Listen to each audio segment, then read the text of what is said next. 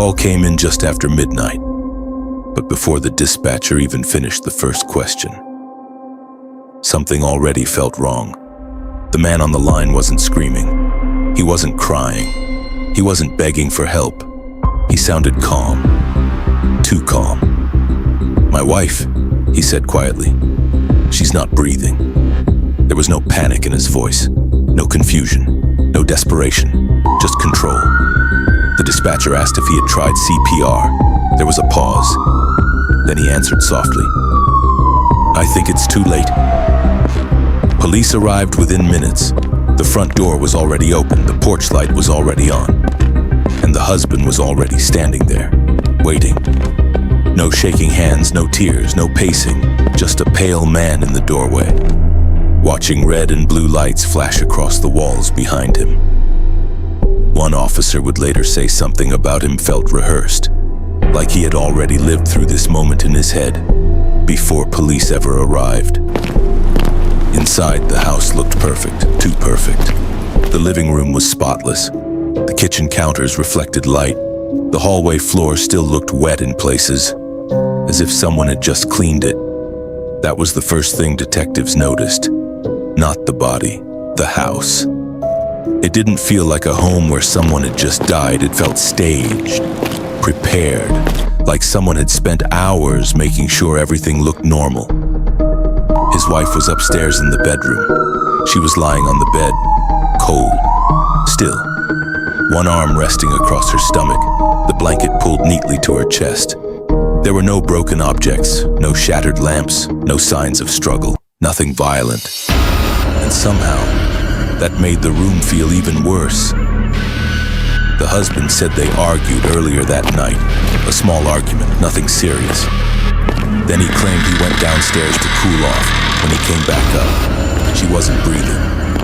So he called 911. Simple, clean, too clean. The medical examiner arrived shortly after. Within minutes, the timeline started falling apart. Her body temperature had already dropped. Rigor had already started.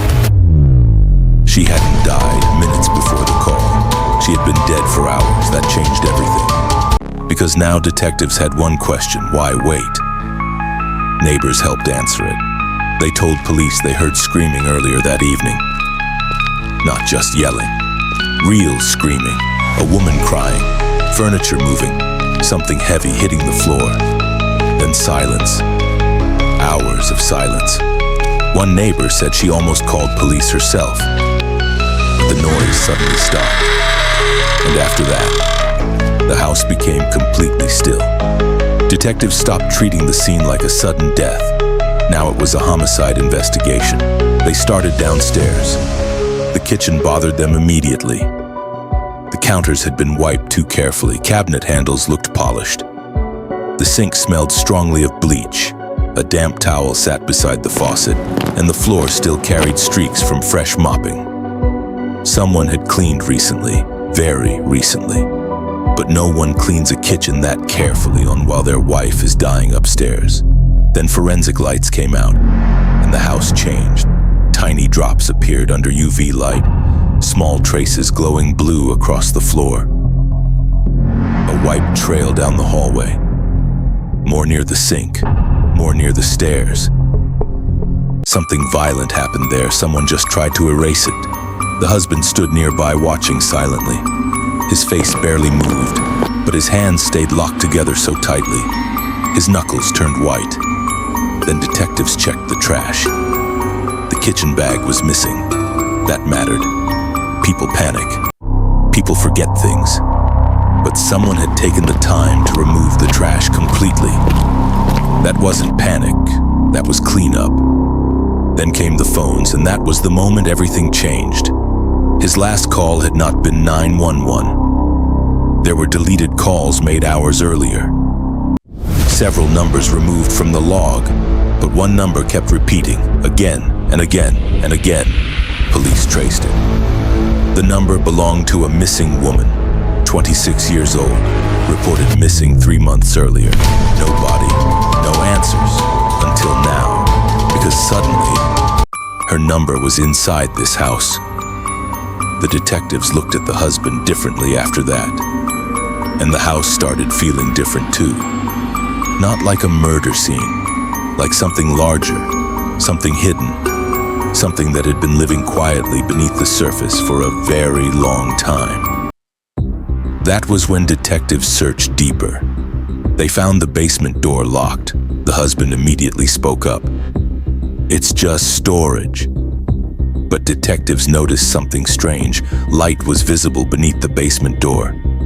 Someone had been down there recently. When officers opened it, the smell hit first.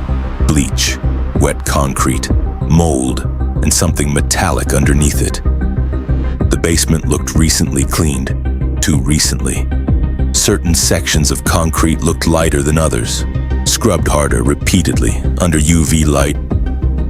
The floor came alive. Old stains, new stains, large wiped areas, drops leading toward the wall. This was not the first violent event inside that basement, not even close. Then one detective noticed something else. Part of the wall looked newer. Fresh paint, slightly uneven texture. They knocked against it, hollow, a hidden panel. And when they forced it open, everything changed again. Behind the hidden panel, they found clothes, women's clothes, a cracked phone, dirty white sneakers, a small ID card covered in dust, the missing woman. But that wasn't the worst part. There was a mattress in the corner, an old blanket, a plastic cup, food wrappers, and 2 toothbrushes, one still slightly damp. That detail changed the entire investigation, because it meant the missing woman had not simply died there. She had lived there for days, maybe weeks, hidden beneath the house. While life upstairs continued normally, while neighbors walked past outside, while the wife slept above the basement ceiling, or maybe while she already knew. Forensics kept digging. Hair strands were found inside the blanket, fingerprints near the hidden wall, partial shoe prints in old concrete dust. Then came the detail that twisted the case even further. One fingerprint on the basement lock belonged to the wife, the dead wife. Suddenly, the investigation became darker.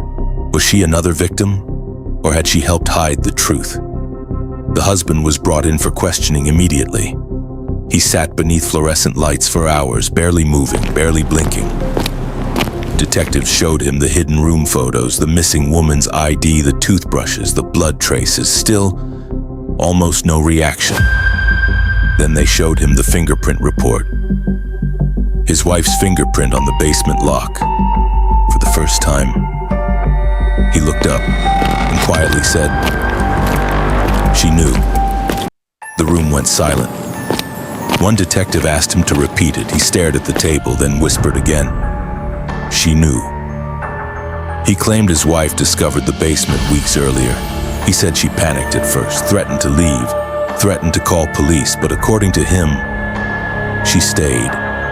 And eventually, she helped him clean. Detectives didn't know whether he was telling the truth or trying to drag a dead woman down with him. But the timeline kept getting uglier. The missing woman had died weeks before the wife, meaning 2 separate crimes happened inside that house.